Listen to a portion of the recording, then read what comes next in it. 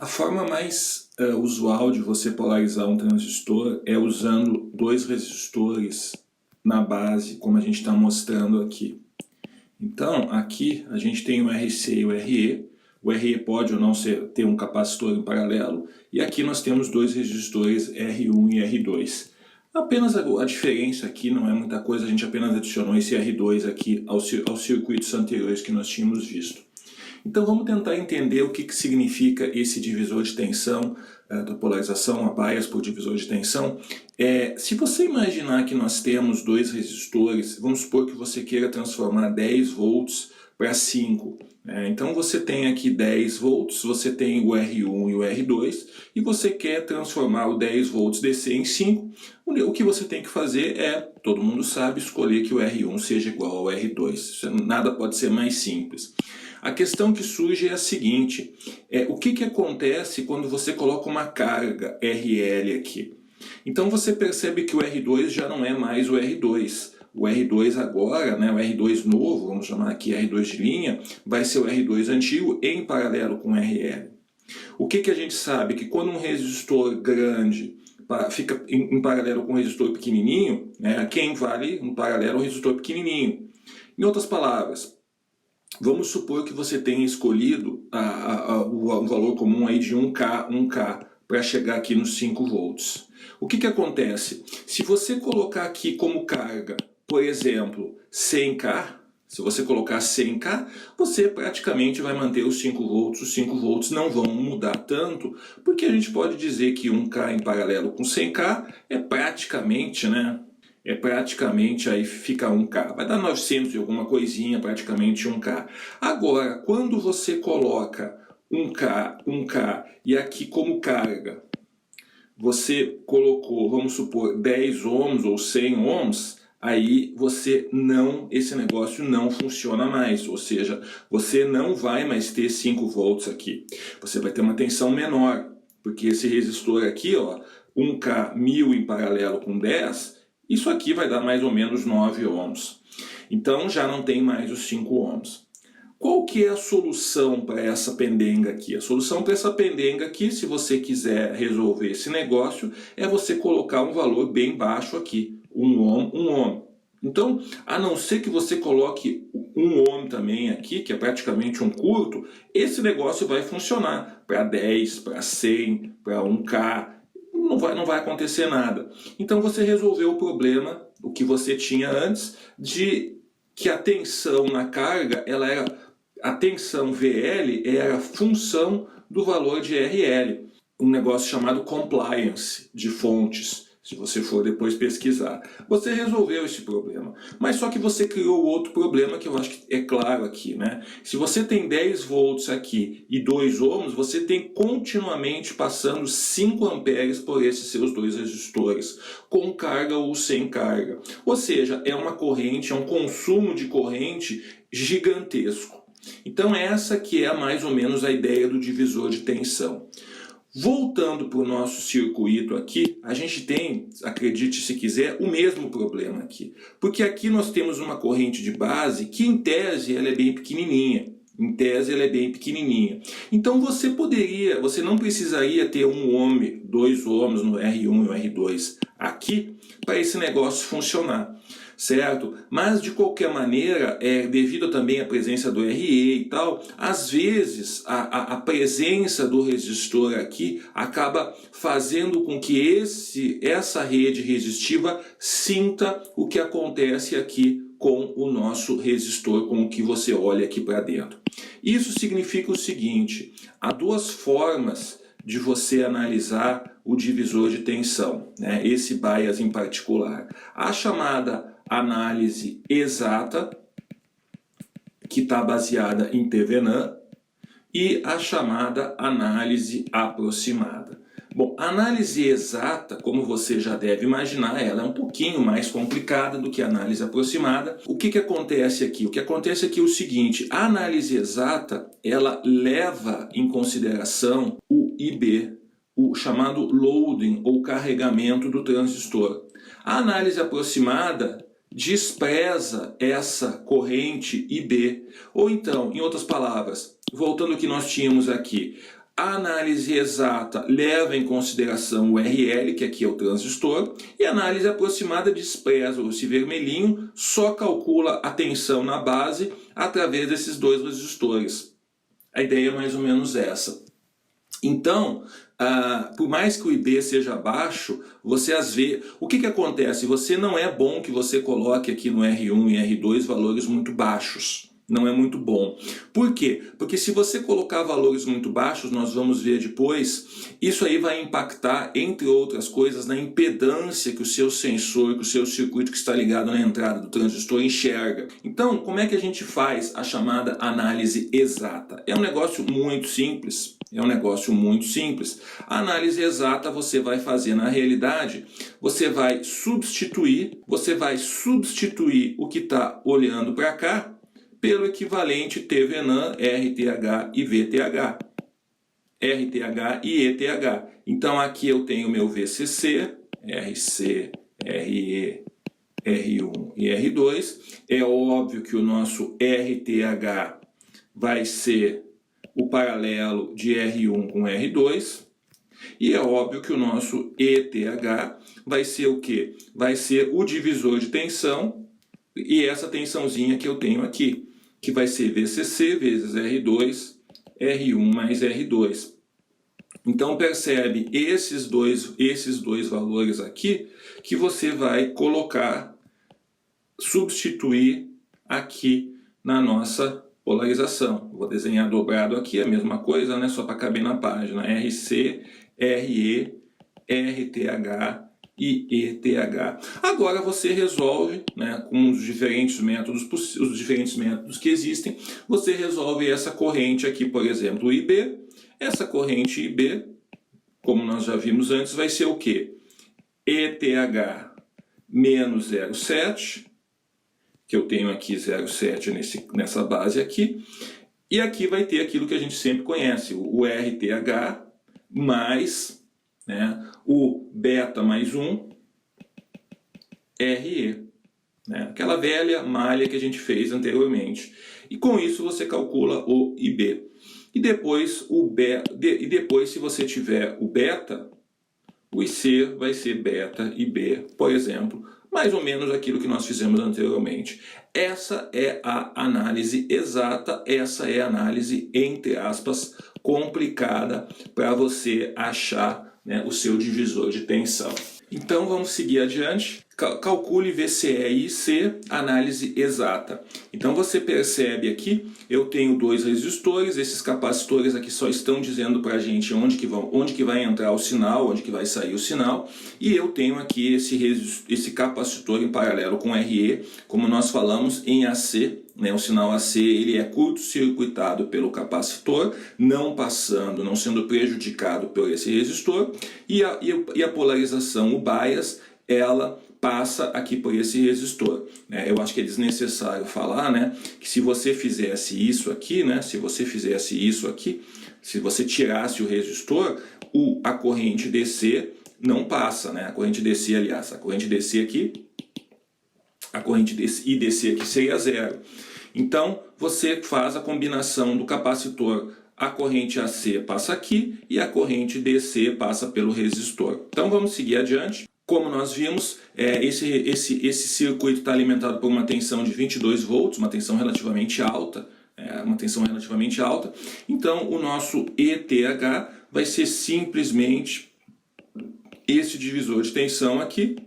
ETH vai ser 22, aqui é 39K e aqui é 3K9, vezes 3,9 mais 39, e isto vai dar 2 volts, simplesmente 2 volts. Agora o nosso RTH vai ser simplesmente 39K em paralelo com 3K9, e isso dá 3K55. Então agora eu monto aqui o meu circuito equivalente. Esse aqui é o nosso ETH 2 volts e esse aqui é o nosso RTH 3K55. Aqui nós temos 1K5, aqui nós temos 22 e aqui nós temos 10K. Nem estou desenhando os capacitores, né, porque eles, como nós vimos, não importam. Como é que é essa corrente IB? essa corrente IB vai ser quanto? 2 menos 0,7, né? Porque eu tenho 0,7 aqui, e a questão dos resistores vai ser 3K55 mais beta mais 1 vezes 1K5. É aquela velha malha, né? Então é essa malha que nós temos aqui. Nós temos isso aqui. Aqui eu tenho 0,7, aqui eu tenho 2, 3K55, e aqui eu tenho meu 1K5, só que aqui passa beta mais 1 IB, e aqui passa IB. Vai dar aquele negócio aqui. Vai dar essa expressãozinha aqui. O IB, como nós calculando, vai dar 8,38 microamperes.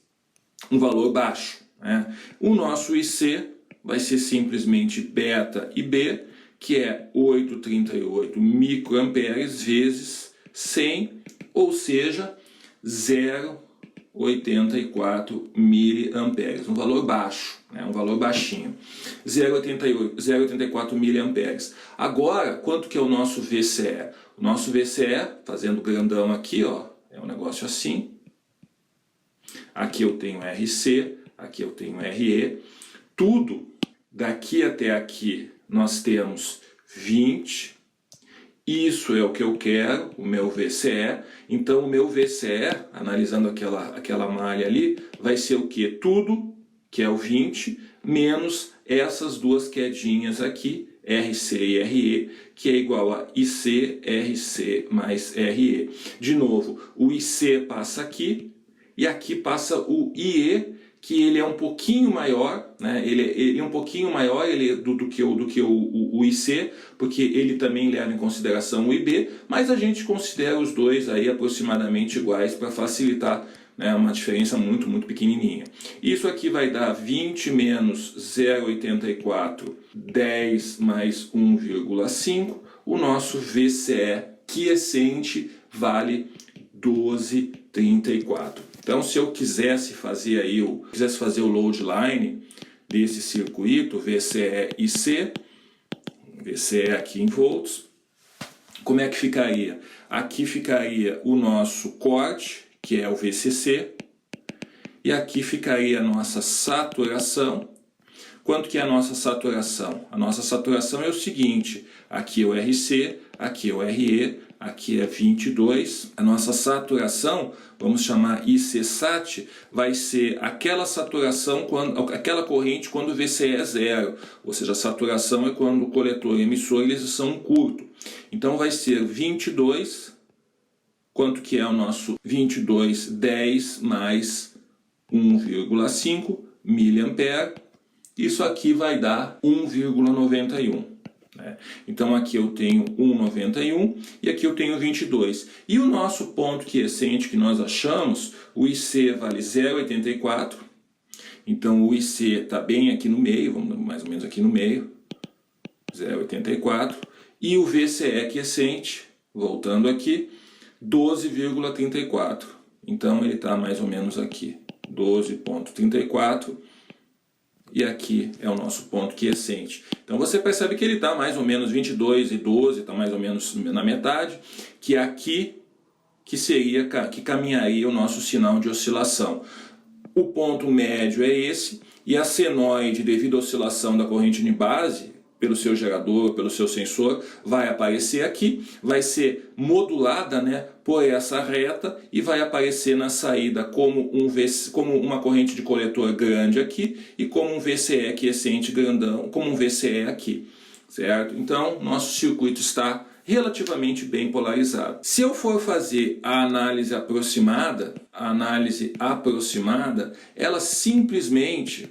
a análise aproximada, como eu falei, ela simplesmente calcula o VB como sendo VCC e desprezando a queda, né, a corrente que entra para dentro do seu transistor. Então o VB vai ser simplesmente VCC R2, R1 mais R2. Você vai colocar essa tensão VB aqui no seu resistor, no seu transistor. Olha como é fácil, você vai descontar 0,7 e vai ter o próprio VE. Dividindo VE por RE, você vai ter o seu IE, que já é a sua corrente quiescente de coletor, você considera os dois iguais. Não pode ser mais simples. Então a pergunta óbvia é: quando eu uso a análise aproximada, quando eu uso a análise exata? Na prática, você coloque uma coisa na cabeça: o objetivo de eletrônica não é fornecer respostas exatas. A gente tem simulador, o SPICE, o Proteus, o Multisim. Se você quiser uma resposta melhor, você vai simular, é até mais rápido do que fazer as contas e resolver os circuitinhos. A função de você fazer essas contas é você ter insights e resolver coisas rápidas sem precisar modelar. Então, na prática, você geralmente vai fazer análise aproximada. E você vai confirmar no simulador se for o caso. Mas como nós estamos aprendendo, uma das regras a regra básica é a seguinte: você vai fazer análise aproximada quando você de fato puder ignorar essa corrente que surge aqui. Você consegue ter um parâmetro para fazer isso aí quando você diz que você faz o seguinte teste: quando βRe é maior ou igual que 10 vezes R2. Quando isso aqui for verdade, você faz a análise aproximada. Quando não for, você faz a análise exata, certo? Existem outros aí nos livros, conforme o livro que você pega tem outros critérios, mas basicamente o que os critérios estão dizendo é isso. Quando você pode ignorar o IB aqui, que o IB é muito menor do que essas correntonas aqui, aí você pode fazer análise aproximada. Então, só para você ter uma ideia, no exercício anterior, nesse exercício aqui, se você for fazer análise aproximada, desse circuito aqui, o que nós teríamos? Nós colocaríamos diretamente aqui, cadê? Os nossos 2 volts. Olha como seria um pouquinho mais fácil. Você colocaria diretamente o nosso 2 volts aqui, né, sem esse negócio aqui, ó, sem esse negócio de precisar montar essa rede intermediária. Você colocaria os 2 volts aqui, você descontaria 0,7, você diria que VE é 2 menos 0,7, ou seja, 1,3. Como esse RE vale 1K5, o nosso IE vai ser 1,3 dividido por 1,5 mA, que vai dar 0,87 mA. Agora você concorda que 0,87 mA é muito parecido com 0,84. É muito parecido com 0,84. Se a gente for calcular, vou seguir aqui na outra página, se nós formos calcular o VCE com análise aproximada, vai ser o VCC menos IC, RC mais RE. Isso aqui vai ser 22, o nosso valor é 867, 1,5 mais 10, o nosso VCE deu 12,13. Então, análise exata e análise aproximada.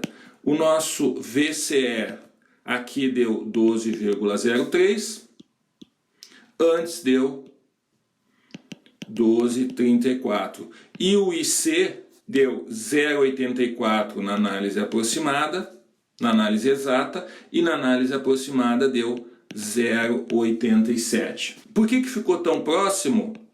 Porque quando você faz o teste, βRe é maior ou igual a 10R2, para o nosso circuito, quanto que é o beta? 100.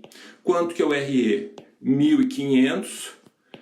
E o teste é 10 vezes R2. O nosso R2 é 3.900. E isso aqui se confirma. Então, uma vez que essa regrinha se confirma, uma vez que essa expressão ela se confirma, você pode usar análise aproximada. Por isso que nós tivemos resultados bem próximos aqui.